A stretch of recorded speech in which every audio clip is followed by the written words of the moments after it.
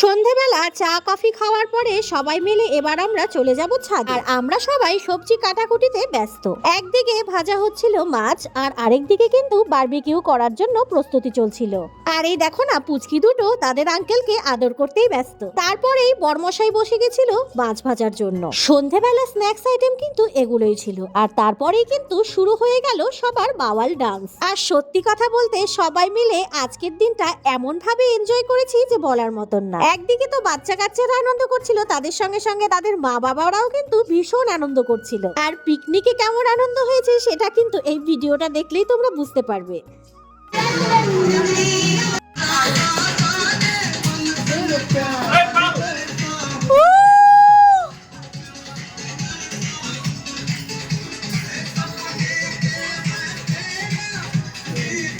নাচের চক্করে চক্করে সবাই ভুলেই গিয়েছিলাম তো রাত কিন্তু অনেকটাই বাজে। তো চলো এবার কিন্তু তাড়াতাড়ি বাচ্চাগুলোকে খাইয়ে দিই, তারপরে আমরা বসবো।